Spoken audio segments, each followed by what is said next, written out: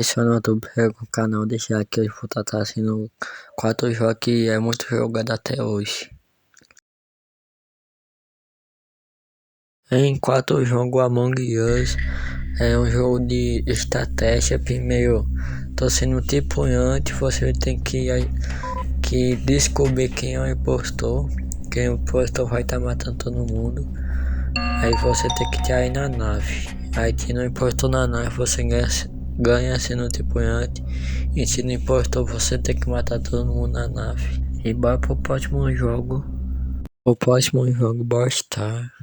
E foi muito jogado na minha infância até hoje. Foi em 2019 até hoje. Muito jogado. E vai pro próximo jogo.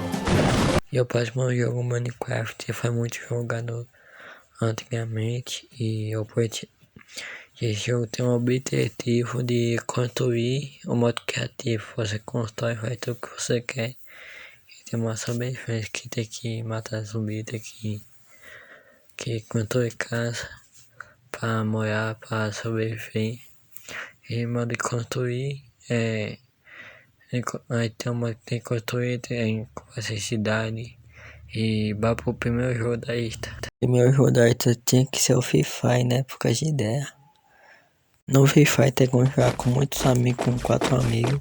E tem muitos modos pra jogar, tipo 4x4, tem ranqueado, tem como jogar só também, de squad. Eu vou estar sendo muito vídeo no canal do YouTube.